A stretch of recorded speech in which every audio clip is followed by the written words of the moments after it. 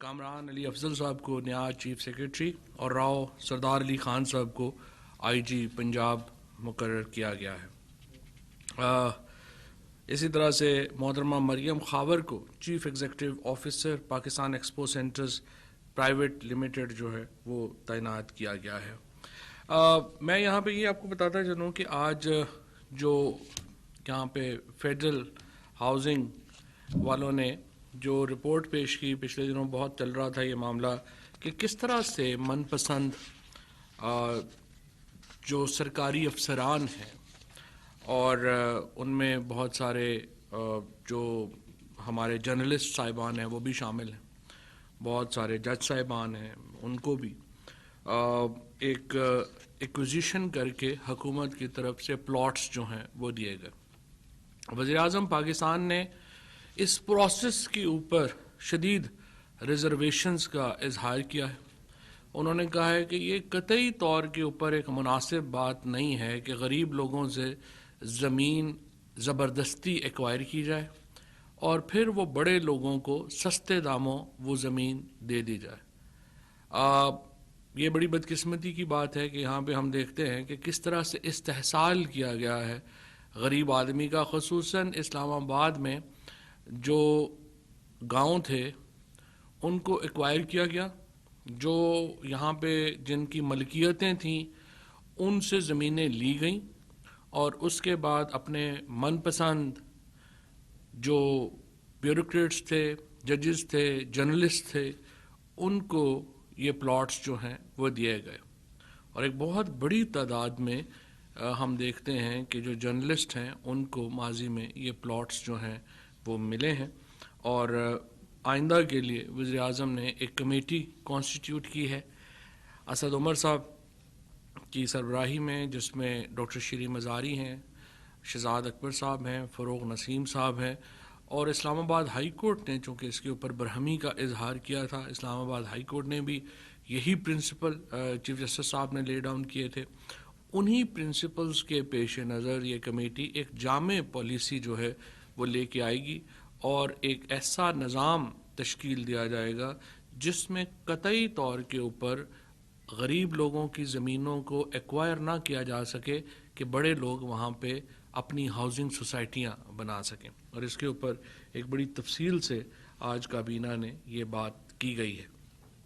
اسی طرح سے کابینہ کو بتایا گیا ہے کہ جو ایس او ایز تھے، جو ہمارے بہت سارے ایس او ایز جو تھے وہ 2017-18 اور 2018-19 میں جو کابینہ کے سامنے ان کی جو تفصیل جو ہے وہ پیش کی گئی تھی، کابینہ کو بتایا گیا کہ مالی سال 2017-18 میں سرکاری اداروں کو 286 ارب روپے کے نقصان کا سامنا تھا۔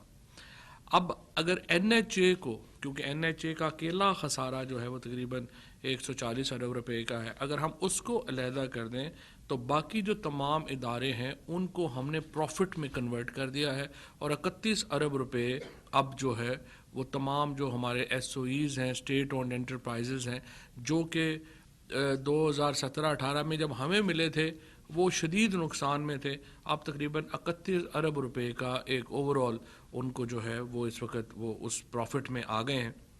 ابھی بھی یہ منزل نہیں ہے، اس میں بہت بڑی اصلاحات ابھی بھی ہونا باقی ہیں، اور جس طریقے سے ہم آگے بڑھنا چاہتے تھے ہمارے راستے میں بہت رکاوٹیں رہیں، لیکن اب الحمدللہ ان پہ قابو پا لیا گیا ہے، اور بڑی جلدی انشاءاللہ ہمیں امید ہے کہ ہم یہ جو سرکاری ایس او ایز ہیں ان کو ہم ایک پروفیٹیبل وینچرز میں بدل سکیں گے۔ این ایچ اے میں بھی بہت بڑی اصلاحات جو ہیں وہ کی گئی ہیں، اور جو پہلے انہوں نے ایک سڑکوں کے کو لے کر جس طریقے سے انہوں نے یہ سارا معاملہ چلایا تھا، اسپیشلی نون لیگ نے، اس کے نتیجے میں تمام ادارے جو ہیں وہ بیٹھ گئے تھے۔ اب ان کے اوپر ایک بڑی اصلاحات آ رہی ہیں، سو ہمیں امید ہے کہ وہ بھی معاملہ جو ہے وہ بہتر رخ کرے گا۔ New Zealand cricket team Pakistan آ رہی ہے، اس کے ٹور کے لیے جو سیکیورٹی پلان ہے اس کی منظوری دی گئی ہے، اور آپ کو یاد ہوگا کہ پاکستان میں جو نیوزی لینڈ کا جو آخری دورہ تھا وہ سیکیورٹی کے اعتبار سے خوشکن نہیں رہا تھا، لیکن اس کو مد نظر رکھتے ہوئے ایکسٹرا آرڈنری جو سیکیورٹی ہے that will be provided to New land cricket team. Radio Pakistan میں اسینشل سروسز ایکٹ جو ہے وہ نافذ کر دیا گیا ہے.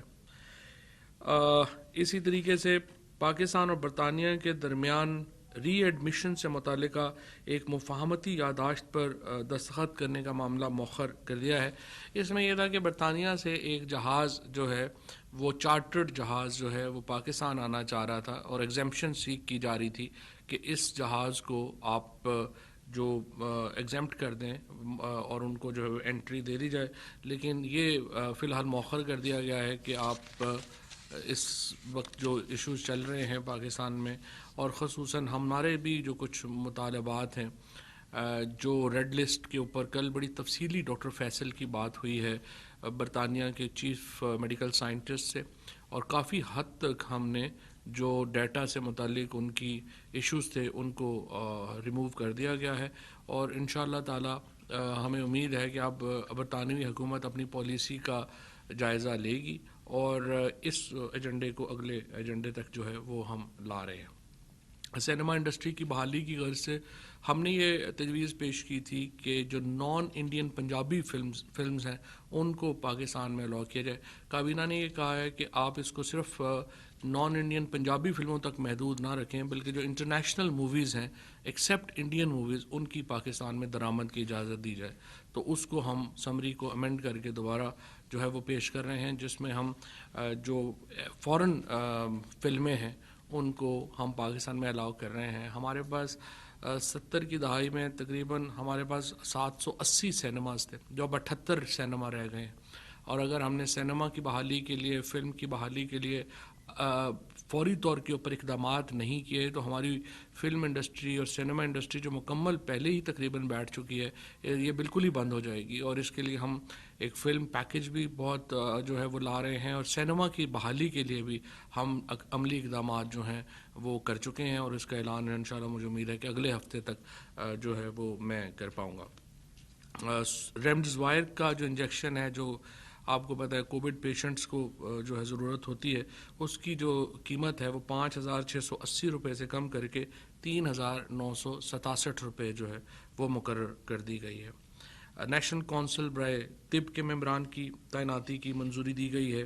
اسی طریقے سے والنٹری سروینس اسکیم اور گولڈن ہینڈ شیک اسکیمز کی منظوری دی گئی ہے جو کہ پاکستان میڈیکل کمیشن کے ملازمین کے لیے ہوگا.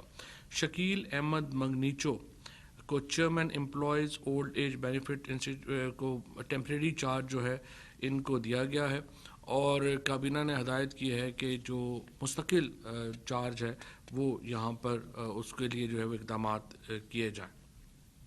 اقتصادی رابطہ کمیٹی کے 31 اگست 2021 کے اجلاس میں لیے گئے فیصلوں کی توثیق کی گئی. اس میں 42 جو کنٹونمنٹ کے الیکشنز ہیں ان کے لیے 215 ملین روپے کی تکنیکی اضافی گرانٹ جو ہے وہ دی گئی ہے. کووڈ کے چیلنج سے نمٹنے کے لیے ایشین ڈیولپمنٹ بینک کی معاونت سے جو نئے ہمیں پیکج ملا ہے اس کی تفصیلات ہیں. اور پھر روزویلٹ ہوٹل کے جو معاملی معاملات ہیں آپ کو معلوم ہے کہ ریکڈیک کا جب کیس آیا تھا تو اس میں جو ہمارا جو اثاثے تھے بیرون ملک ان کو اٹیچ کر لیا گیا تھا اور روزویلٹ ہوٹل بھی ان اثاثوں میں شامل تھا. بعد میں ہم نے یہ کیس لڑا, یہ کیس پاکستان جیت گیا. اب وہ روزویلٹ ہوٹل جو ہے وہ پاکستان کو واپس مل گیا ہے. اس کی لائبلٹیز جو ہیں ان کو پے کرنے کے لیے جو ہیں وہ پیسے چاہیے تھے اور اس کے لیے جو ہے وہ یہ پیسے جو ہیں وہ دیے گئے ہیں. کابینہ کمیٹی برائے ٹرانسپورٹ اینڈ لاجسٹکس کے 1 ستمبر 2021 کے اجلاس میں لیے گئے فیصلوں کی توثیق کی گئی ہے. اس میں جو سب سے امپورٹنٹ فیصلہ ہے وہ یہ ہے کہ جو ایکسپورٹ کے لیے پورٹ چارجز ہیں ان میں 50% جو کمی ہے وہ کر دی گئی ہے. یعنی جو لوگ ایکسپورٹ کر رہے ہیں وہ اپنے پورٹ چارجز اب ان کے 50% جو ہے وہ کم ہوں گے. ایک اور اہم ایم او یو خصوصاً یہ جو ابھی حالات چل رہے ہیں افغانستان میں اور باقی ان میں پاکستان اور ازبکستان کے درمیان جوائنٹ سیکیورٹی کمیشن کا قیام جو ہے وہ عمل میں آیا ہے. اور یہ ازبکستان کا وزیر اعظم صاحب نے جو دورہ کیا تھا اس کے نتیجے میں ایک پاکستان اور ازبکستان کے درمیان ایک بہت ہی گہرا اس وقت ایک سیاسی اور اسٹریٹجک ریلیشن شپ جو ہے وہ قائم ہے. اور ہمارا جو یہ MOU ہے یہ بھی اسی سمت جو ہے وہ ایک قدم ہوگا. کابینہ نے سی پیک اتھارٹی کے قوانین، Pakistan food security flow and information ordinance, development of data depository, data protection and sharing of data کے حوالے سے، کابینہ کمیٹی کے حوالے سے جو فیصلے ہوئے ہیں ان کی توثیق کی ہے. اس میں دیکھیں جو سب سے امپورٹنٹ فیصلہ ہے وہ ہے کہ جو ہم نے نادرا کو ایک نیشنل ڈیٹا ریپوزیٹری قائم کرنے کی منظوری دی ہے. سو تمام جو ڈیٹا ہے، اس سے پہلے یہ جو ڈیٹا کا اس وقت آپ نے دیکھا جو سیکیورٹی کا ایشو چل رہا ہے، اس میں جو سب سے امپورٹنٹ بات یہ ہے کہ ہمارا ڈیٹا بکھرا ہوا ہے، کوئی کسی کے پاس ہے، کوئی کسی کے پاس ہے. اب یہ نیشنل ڈیٹا ریپوزیٹری جو ہے وہ نادرا میں قائم ہوگی، جو بہت عرصے سے یہ ایک معاملہ چل رہا تھا اور یہ ایک بہت سنگ میل ہے پاکستان کے لیے. میں تھوڑا سا آپ کو یہاں پہ یہ ضرور بتانا چاہتا ہوں کہ پاکستان دنیا کا وہ پہلا ملک تھا جس نے 20 کروڑ لوگوں کو ID کارڈ جاری کیے. کوئی اور ملک اس طرح کی ایکسرسائز، ٹیکنالوجی کی ایکسرسائز کے قریب بھی نہیں تھا. اسی طریقے سے ہم وہ واحد ملک ہیں جنہوں نے 16 کروڑ موبائل فون جو ہیں ان کو فنگر پرنٹ کیا ہے. سو یہ بھی ایک بہت بڑا ڈیٹا ہے. اس طرح کا ڈیٹا بھی کسی اور ملک کے پاس بھی نہیں ہے. اور یہ بھی آپ کو یاد کراتا چلوں کہ پاکستان دنیا کا وہ پہلا ملک تھا جس نے مشین ریڈیبل پاسپورٹس جو ہیں وہ جاری کیے. سو یہ اتنی بڑی جو ٹیکنالوجی یوز ہمارا ہے اور ڈیٹا کا یوز ہے، اس کو ہم مکمل طور پہ ابھی تک اپنے امپلیمنٹ نہیں کر سکے. اور آج یہ جو قدم اٹھایا گیا ہے یہ ڈیٹا پروٹیکشن کے لیے بہت ہی امپورٹنٹ قدم ہے. نیشنل انڈسٹریل NIRC یعنی انڈسٹریل ریلیشنز کمیشن کے 4 ممبران کی تعیناتی کی منظوری دی گئی ہے. نور زمان صاحب ہیں، مختار صاحب ہیں، عبدالقیوم اور سہیل کرام صاحب جو ہیں وہ اس میں شامل ہوں گے. اور آج کے اجلاس میں ہمیشہ کی طرح جو الیکٹورل ریفارمز ہیں ان کے اوپر بڑی تفصیل سے دوبارہ بات ہوئی ہے. اور جو شبلی فراز صاحب نے، ڈاکٹر بابر اعوان صاحب نے اور امین الحق صاحب نے جو ووٹنگ ہے، جو اس میں ریفارمز ہیں اور جو اس کے بعد جو EVM کا معاملہ ہے اس کے اوپر تفصیلی نقطہ نظر جو ہے وہ پیش کیا ہے. ہم نے دوبارہ میں آپ کو یہ کہنا چاہتا ہوں کہ کوئی اور حکومت پاکستان کی تاریخ میں نہیں گزری. یہ صرف عمران خان کی حکومت ہے جو سٹنگ گورنمنٹ میں ہو کے الیکٹورل ریفارمز کی بات کرتی ہے. مجھے آپ بتائیے کہ آپ نے کبھی نواز شریف کے منہ سے، کبھی زرداری صاحب کے منہ سے یہ سنا ہو کہ وہ الیکشن میں اصلاحات چاہتے ہیں؟ ابھی بھی ان کا رویہ یہی ہے، کیونکہ یہ اس جو پرانا سسٹم ہے زندگی میں یہ کبھی، خصوصاً یہ جو نواز شریف صاحب کی پارٹی ہے PMLN، ایک دفعہ بھی دھاندلی کے بغیر یہ لوگ الیکشن نہیں جیتے دنیا پاکستان میں. لہٰذا یہ سسٹم کو بدلنے میں دلچسپی نہیں رکھتے. یہ اس لیے دلچسپی نہیں رکھتے کہ اگر سسٹم فیئر ہو جائے، نیوٹرل ہو جائے اور پتہ چلے کہ کون جو لوگ ہیں ان کا ووٹ جو ہے وہ فیئر کاؤنٹ ہوگا، تو شریف فیملی کی تو کوئی مستقبل نہیں ہے. لہٰذا مریم نواز ہوں، بلاول ہوں، یہ صرف ایک طریقے سے پاکستان کے وزیر اعظم بن سکتے ہیں. ایک تو یہ کہ پاکستانیوں کی قسمت ہی بہت خراب ہو، اور دوسرا یہ کہ اتنی دھاندلی ہو کہ یہ وہاں پہ جو ہے وہ پاکستان میں آ جائے. تیسرا تو کوئی طریقہ نہیں. اور اس لیے یہ دلچسپی نہیں رکھتے پاکستان میں الیکٹورل ریفارمز میں. ہر ممکن ہم نے کوشش کی ہے. وزیر اعظم صاحب نے بات کی ہے، ہم نے جو EVM مشینز کی ڈیمونسٹریشنز جو ہیں وہ دی ہیں. نہ وہ کسی لا میں تشریف لاتے ہیں، نہ وہ مشین کو ڈیمونسٹریشن دیکھنے میں ان میں کوئی انٹرسٹ ہے، نہ وہ کوئی آلٹرنیٹیو تجاویز دینے میں ان کی دلچسپی ہے. جو بھی قانون، جو بھی اصلاحات حکومت لاتی ہے اس کو گھر بیٹھے ہوئے انہوں نے صرف ایک لائن کی بیان جاری کرنا ہے کہ ہم نہیں مانتے. اس سے زیادہ غیر سنجیدہ اپوزیشن، اس سے زیادہ نالائق اور نااہل اپوزیشن پاکستان کی تاریخ میں کسی حکومت کو نصیب نہیں ہوئی. اور یہ بڑی بدقسمتی ہے پاکستان کی کہ ہمیں اس طرح کی جو سیاسی قوتیں ہیں ان کو بھی آفر کرنا پڑتا ہے کہ وہ آئیں اور ہمارے ساتھ بیٹھیں اور یہ معاملہ جو ہے اس کو آگے چلائیں.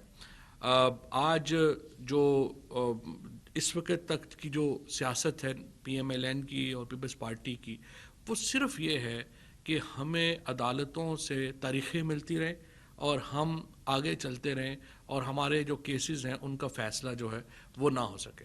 تمام جو سیاست ہے وہ اس کے ارد گرد گھوم رہی ہے. نہ ہی کوئی اصلاحات میں ان کی کسی میں کوئی دلچسپی ہے, نہ ہی وہ کوئی آگے بڑھ کے کوئی سیاسی نظام کو مستحکم کرنے میں ان کا کوئی کردار ہے, نہ ہی ان کی کسی ایشو کے اوپر کوئی پالیسی ہے. پوری دنیا میں افغانستان کے اوپر بات ہو رہی ہے, آپ نے کبھی نون لیگ یا پیپلز پارٹی کی بات ہی نہیں سنی ہوگی کہ وہ ان کی کیا پالیسی ہے, وہ ان کی مائیگریشن جو لوگ ہیں آ رہے ہیں مہاجرین, اس کے اوپر ان کی کیا سوچ ہے, پاکستان کے کردار کو وہ کس طرح سے لیتے ہیں.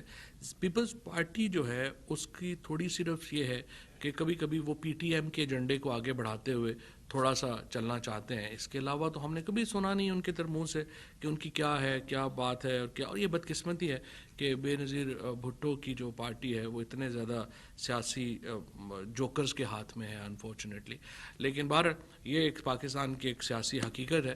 ہم بہرحال پاکستان میں جو ریفارمز ہیں اصلاحات کے لیے, وزیر اعظم صاحب جو ہیں ان کی بالکل واضح ایک راستہ ہے, ہم اس طرف آگے بڑھنا چاہتے ہیں. چاہے اصلاحات میڈیا میں ہوں, چاہے اصلاحات ہمارے الیکٹورل سسٹم میں ہوں, چاہے ہمارے معاشی نظام میں ہوں یا گورننس کے نظام میں. ایک جماعت جو اس وقت ریفارمز کی بات کر رہی ہے وہ تحریک انصاف ہے, اور انشاءاللہ عوام کی مدد سے, ہمیں ان سے تو کوئی امید نہیں ہے, لیکن عوام کی مدد سے انشاءاللہ ہم یہ ساری اصلاحات لا پائیں گے. شکریہ جی.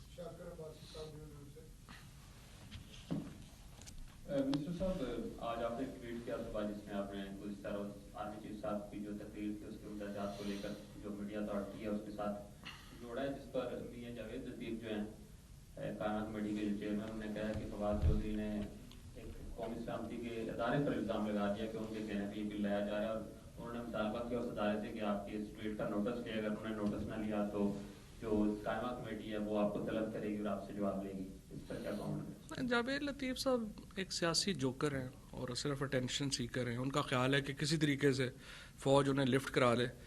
جو پارٹی کی بدقسمتی یہ ہو کہ سوائے اس کے کہ وہ جی ایچ کیو کے گیٹ کے باہر بیٹھے رہیں اور اس کے بعد جو ہے ان کی اپنی کوئی سیاسی حیثیت نہ ہو, وہ ہر وہی کام کریں گے جس میں ان کو لگے کہ کسی طریقے سے ہمیں کوئی ادارہ جو ہے وہ اٹھا لے اور ہمیں ہمارے منہ میں وہ فیڈر جو ہمارے لیڈرشپ کے منہ میں رہا سالوں, وہی فیڈر دوبارہ ہمارے منہ میں ڈال دے اور ہمیں اقتدار دے دے. اس کے علاوہ ان کی کیا پالیٹکس. اور یہ جو انہوں نے گفتگو کی ہے یہ بھی بڑی سطحی گفتگو ہے, اور بدقسمتی ہے کہ ایسے لوگ بھی ایم این اے. سر یہ ہمارے درخواست ہے کہ ہمارے مشترکہ سب کے دوست تھے طارق محمود صاحب مرحوم, جو کوئی کووڈ کی وجہ سے 9 ماہ ہو گیا وہ ان کا انتقال ہوا ہے, تو اب ان کی کوئی فیملی کو کچھ پرابلمس فیس کرنا پڑ رہی ہیں, اور جو اسٹیٹ لائف جو ان کی طرف سے پالیسی تھی تو ان کی طرف سے کچھ پیسے ان کی فیملی کو جو ہے وہ نہیں دیے جا رہے, تو کائنڈلی اس کا آپ نوٹس بھی لیں اور اس حوالے سے کچھ اقدامات بھی کریں. مجھے بالکل میں نے صبح اس کا ایک جو ہے وہ دیکھا تھا, تو ابھی چیئرمین اسٹیٹ لائف سے بات کرتے ہیں اور پوچھتے ہیں کہ کیا مسئلہ ہے اور کس طرح وہ معاملہ کہاں رکا ہے. سر یہ فرمائیے گا, چیف سیکرٹری پنجاب اور آئی جی پنجاب دونوں تبدیل کر دیے گئے, ایک بات ہے, کیا سمجھتے ہیں کہ آئندہ جو بلدیاتی انتخابات بھی ہیں اور اتنی ریپڈلی اگر بیوروکریٹک تبدیلیاں ہوتی رہیں گی صوبے میں, تو پالیسیز ڈسٹرب نہیں ہوں گی تحریک انصاف کی جو معاشی پالیسیز ہیں یا ادروائز پالیسیز تو سیاسی حکومت نے دینی ہوتی ہیں. امریکہ میں بھی اگر آپ دیکھیں تو ان کی جو ساری فار ایگزامپل جو لیڈرشپ ہے وہ ہر 1.5 سال بعد 2 سال بعد چینج ہو جاتی ہے. بیوروکریٹک لیڈرشپ اور ملٹری بھی لیڈرشپ ان کی 1.5-2 سال سے زیادہ کا عرصہ نہیں ہے, اور یہ پوری دنیا میں اس طرح کی چینجز جو ہیں وہ ہوتی رہتی ہیں. سو بیوروکریٹک چینجز آپ کی پالیسی طے نہیں کرتی, آپ کی جو پولیٹیکل لیڈرشپ ہے پالیسیز وہ دیتی ہے. سر ای وی ایم کا مسئلہ ہو یا چاند کا, وہ آپ کا ایشو ہوا ہوتا ہے, لیکن وہ اس کو ایشو کیوں بن جاتا ہے, وہ معاملہ آپ سے ہے یا ایشوز کے ساتھ؟ دیکھیں جی, پہلی بات یہ ہے زاہد کہ ان کو ایشوز کا تو پتہ ہی نہیں ہے.